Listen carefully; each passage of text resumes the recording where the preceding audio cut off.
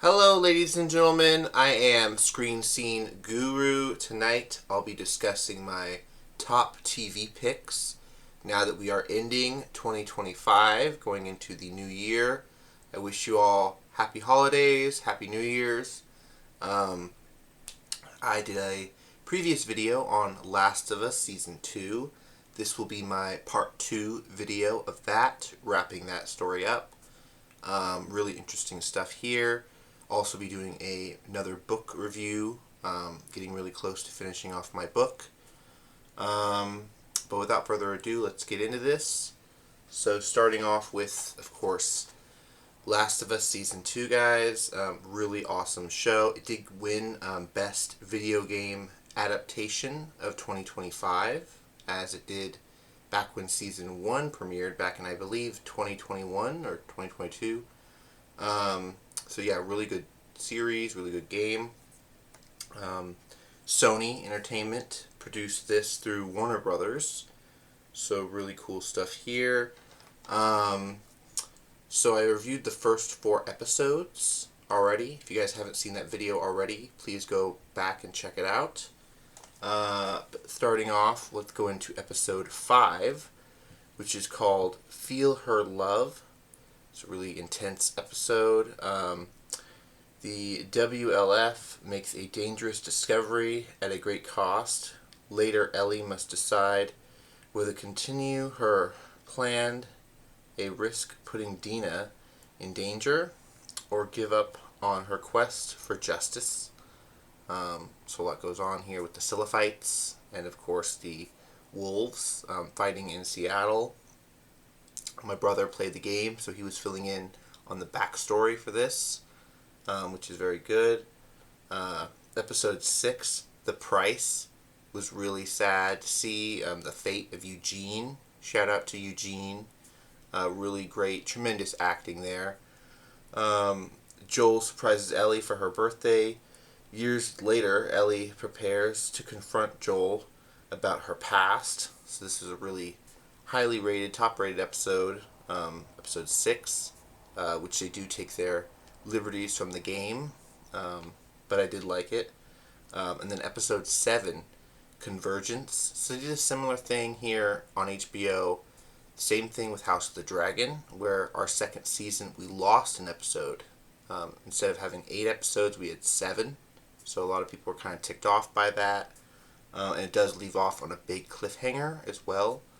But I'll go into it real quick. Amidst the battle between Seattle's warring factions, Ellie searches and draws her towards a devastated confrontation. So of course we get to see Abby's group, most of them taken out. They do change a bit of things from the game, where they're a bit more aggressive towards Abby, where in the show she absentmindedly kills them. Didn't mean to do that, but they end up dying, so she has to deal with the repercussions, which is Abby following her back to their base after Dina is shot in the leg. Unfortunately, they lose. Let me go into here and see who all they got for the cast. I believe they got the cast right here. Oh, maybe not on IMDb. Let's see. Okay, cast and crew. There you go. Alright.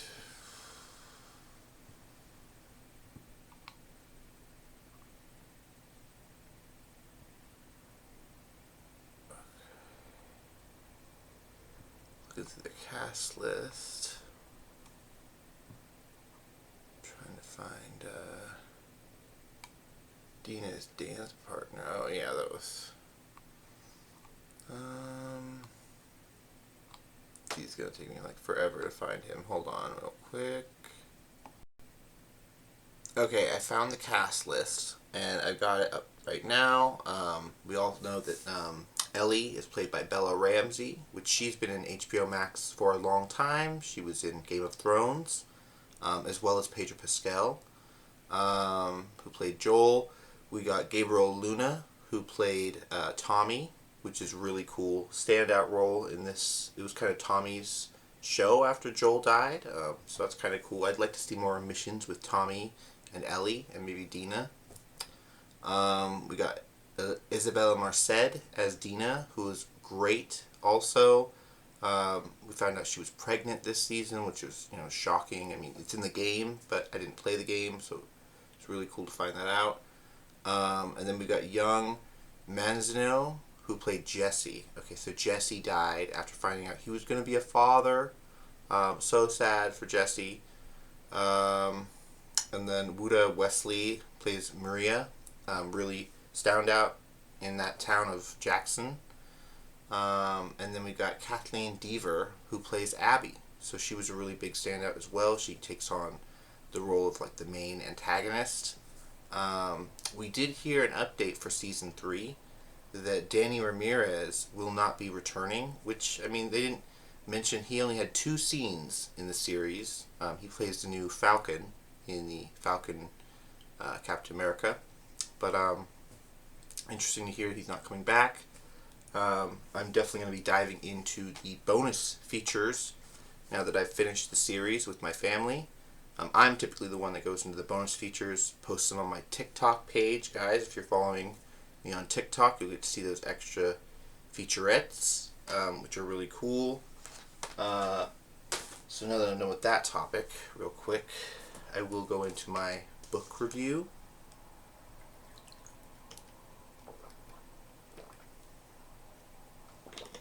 So,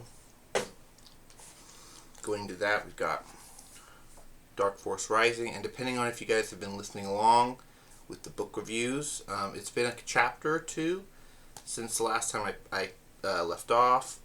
I am now on chapter 25. There's only 29 chapters in the book, so there's about 4 left to go. Hopefully going to be finishing up before the new year starts, so I can move on to the 3rd book, Last Command. But basically, Mira Jade and Luke Skywalker were able to sneak onto Grand Admiral Thrawn's Chimera spaceship, their Star Destroyer. She was sneaking through the ship, through the command ducts and through the control center when Luke was scaling through the garbage compactor, similar to how they escaped on the first Death Star. He ends up breaking out Karad, the space criminal, the pirate, to help Mara Jade fulfill a life debt. So they go out through the trash heap the same way Luke, Han, and Leia got out of the first Death Star. They needed help, a 2-way system, someone to open the door from the outside. Really awesome stuff. And then, of course, they got into a spacecraft, not the one they arrived in, because the hangars were being searched. Thrawn told Pelion, who is his number 1 in the Imperial Remnant, to lock down the starbase, basically to shut down the computer, not to set it into a system reboot or offline, just to shut it down, because they knew Mira Jade had extra command codes that were like pre-locked in. So after they shut down the computer, they were doing the sweeps level by level without any assistance, which took more time. Luke spent time cutting holes through the ship with his lightsaber, and then they ended up patching the holes with like welding tools, which was really interesting. Something like from like the Alien universe. So that's really cool. And then, of course, so Mira Jade, Karad, and Luke Skywalker escape.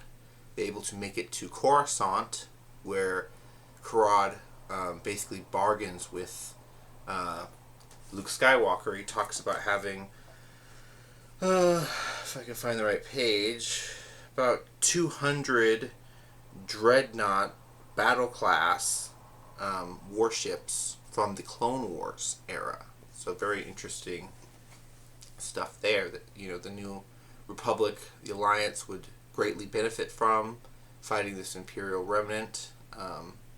So now that he's helped Karad, he's kind of got the in on these ships. But of course, Thrawn is predicting that he's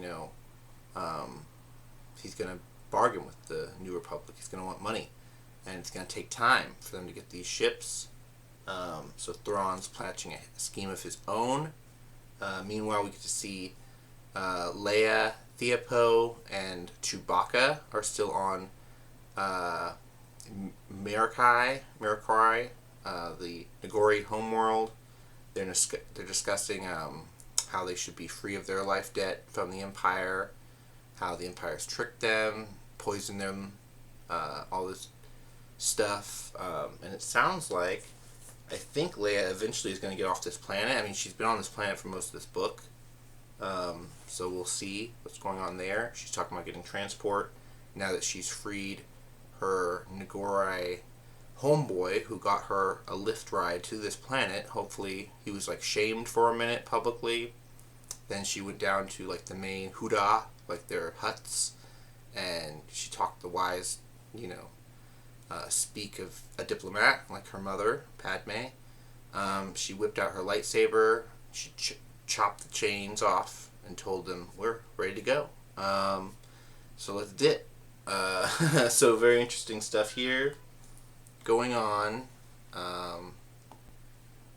Going on from there, I've got some movie notes to cover real quick because this week has been pretty big and busy with the holiday season. We've got a lot of movies in the theater still racking up money, like Avatar, Fire and Ash, doing quite well. Oh, here comes the kitty.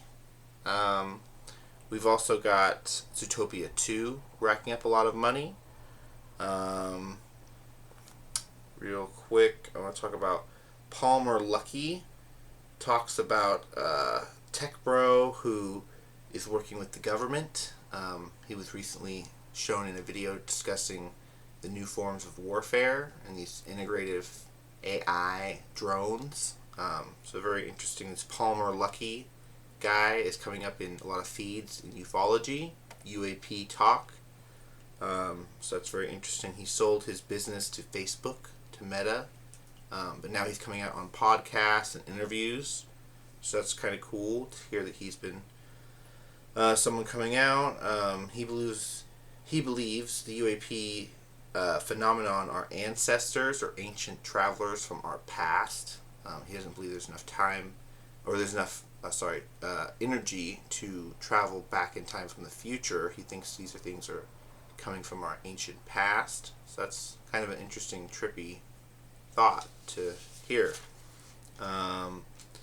Going on, we've heard that the Batman Part 2, I'm looking at my cat real quick. She's wanting to do another come around.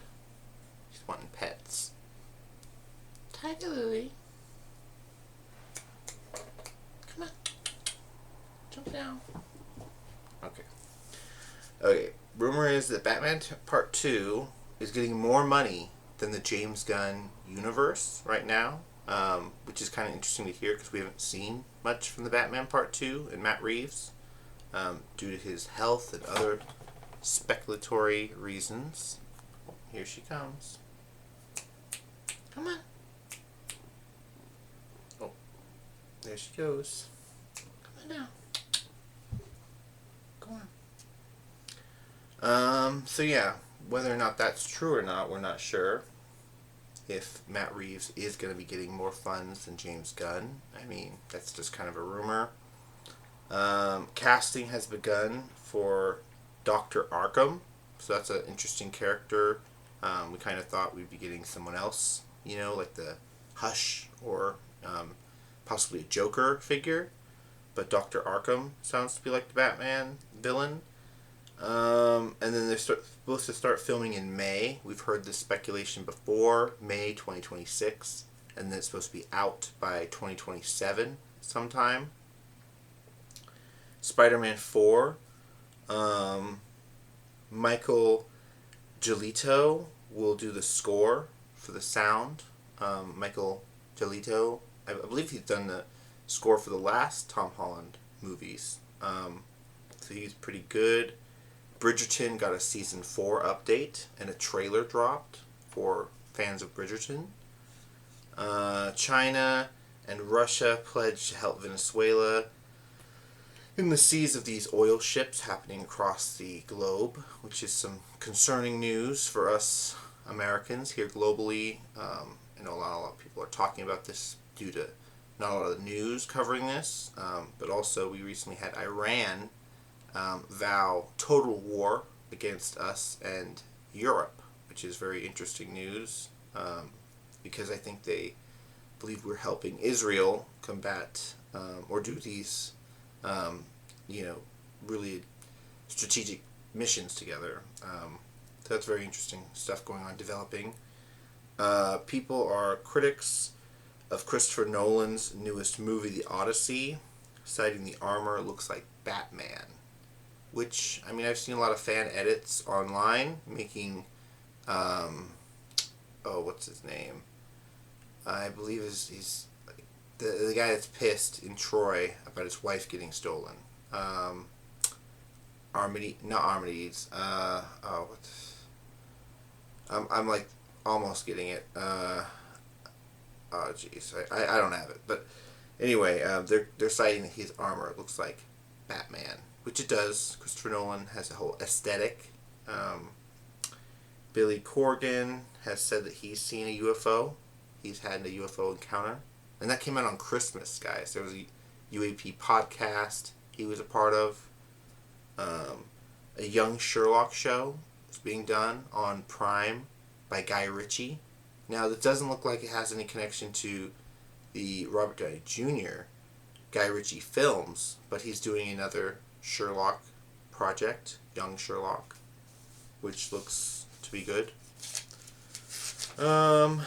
Going on, Ahsoka Season 2 news. We got some updates hearing about how the Great Mothers of Dathomir are going to be explored more. Their undead army is going to be shown off a lot more, apparently, in this Mandalorian movie.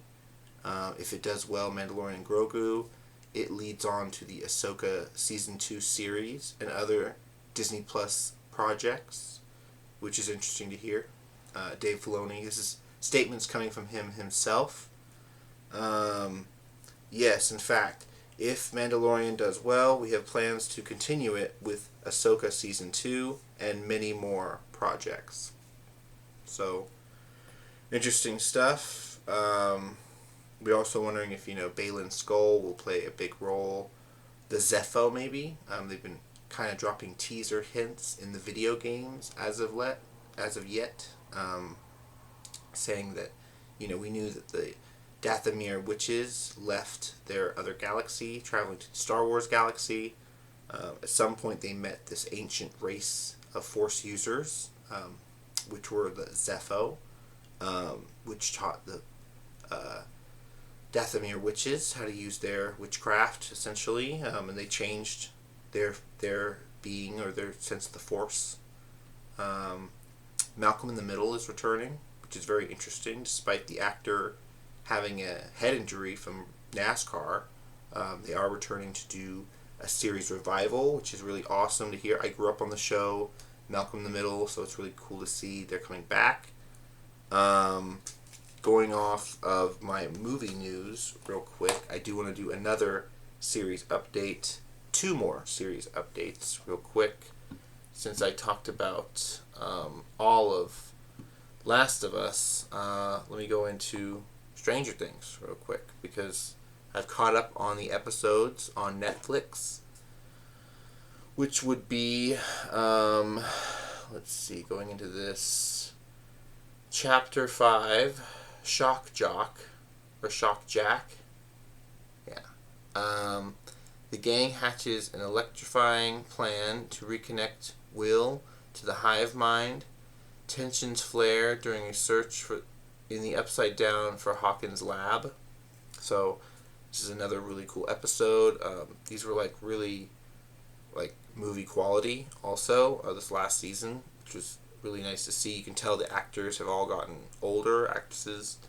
A lot of people are controversially going after Millie Bobby, saying she looks like a lot of filter is going on with her. But, she's older than a child, so I don't know why they're, saying the things they're saying. But interesting that we do get to see Max return, wake up out of her coma. They have her in a wheelchair for now, so she's not quite yet all right, but she is recovering, coming back from being stuck in the mind, I guess, of Henry. We get to find out more about Henry's backstory with the cave and the scientist inside. So that's really interesting. Going on to episode 6, chapter 6, Escape from Kamatost.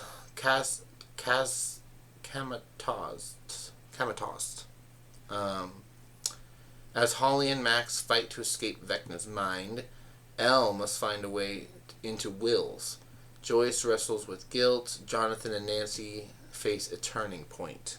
So, really good episode as well. These episodes came out on Christmas, so we caught up on them a few days later. Really emotional tensions with the team in the Upside Down and in Hawkins.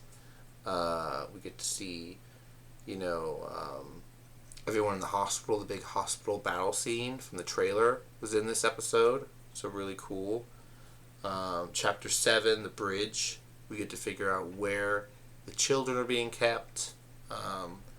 What's going on with Will's plan to try to save the kids. On the anniversary of Will's disappearance, the party reunites to prepare for battle with the world-altering implications on the rise.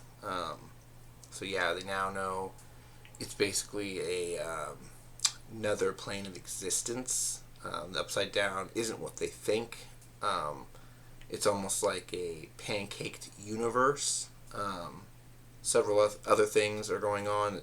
It's a place that they created in Hawkins' lab. Hawkins' lab was the source, not Vecna. But it's an area that can be manipulated by psychics, and there's a reason why Dr. Let's see if they have her name in here. Let's go over the cast real quick.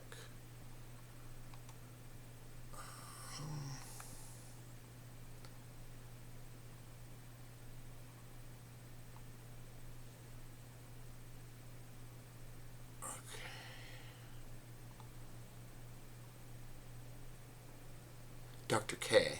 So there's a reason why Dr. K is continuing the experiments of Henry. Henry's blood was used to make 11, L, and 8, which you see 8's story is kind of getting darker because she lost her friends and she's not sure what to do, how to end the experiments, because she's found out her blood was taken to introduce to young pregnant women, so they'll have psychic babies to do more bridges, more worlds will be explored, darker worlds, I guess. But very interesting that this series had a very close connection to Dungeons and Dragons, and that they've yet to face, I think, the next big bad. Vecna's going to be challenging them with. Maybe a big dragon, perhaps? 3-headed dragon, they've rumored. So that could be cool. The Duffer Brothers are definitely killing it. There's going to be an episode on December 31st, and then, of course, on the 1st, New Year's, there's going to be the last episode. The finale will be released in theaters in some bigger cities, which sounds awesome. We're going to be getting Wicked for Good digital release tonight, basically. December 30th, we're getting it. So the sing-along is included with the digital purchase if you want, which is very interesting. But yeah, that's really cool. Real quick before I sign off, I do want to go into this David Duchovny series on Disney+. If you haven't seen it yet, it's called Secrets Declassified with David Duchovny. Came out in 2025, so it's a modern-day History Channel show released through Disney+.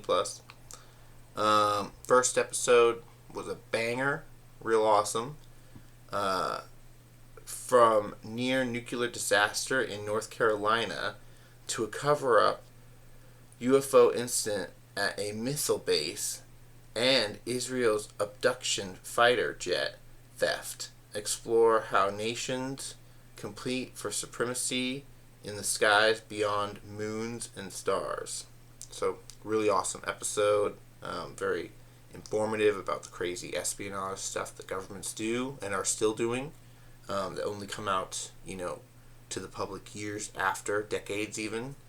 The fact that in North Carolina there is a buried nuclear weapon that was basically dropped in a plane crash back in the 80s, and they determined it was too much havoc, too much trouble to try to unbury it. We'd rather just cover it up and leave it be. And thankfully it hasn't gone off in 30 years. But very interesting stuff. Definitely going to go into some more episodes because this show is really interesting. And I'm a big fan of X-Files, David Duchovny. But yeah, there's 10 episodes in all. So this is a new series I'm going to be starting. Another series I do want to talk about real quick. Let me close some of these windows. Before I go, I can use this one to search up 2 more topics, I guess. Because I got some physical media to show off. And then I'll end the show. But let me look up.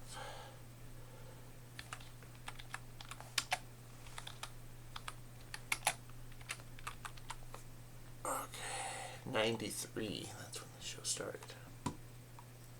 Really badass. Okay. Going 173 episodes. Are you kidding me? Let's go. So, I started Star Trek Deep Space Nine on Paramount Plus, continuing my Star Trek journey into 2026. Really looking forward to the new Strange New Worlds and the Star Trek Academy, and the movies coming out too. But I watched The Emissary, episode 1 and 2, which is the first 2 episodes of Deep Space Nine, season 1. Really awesome series premiere. We get to see when the troubled Commander Sisko takes command of a surrounded space station, or surrendered space station. He learns that it borders a unique, stable wormhole. So very interesting stuff. It is a 2-parter on Paramount Plus and back on cable TV. So weird that they introduce the edgy backstory between Sisko, who when the series starts out is battling Picard. Picard is still under the Borg's control as Locutus, and Sisko loses his wife. He's able to save his son and several other crew from the starship, but he has some animosity or harsh feelings toward Picard, and then of course he's ordered to serve on Deep Space Nine, the space station in the Bajoran sector, during the skirmish with the Cardassians. So very interesting stuff. He learns to move past his trauma. The aliens are non-linear time, so they observe all time, all at once, and he has to explain that humans are in linear time, and their past is no longer something that stays with them. But they ask him, "You exist here in the wreck of the ship during the battle," because that was the last time he had with his wife. So that was really emotional and interesting to see how the spaceship was designed, because it was the Cardassians who made the space station, now occupied by the Federation. But yeah, I'm definitely going to be getting into this new series, so it's definitely looking like a good one. Real quick physical media talk.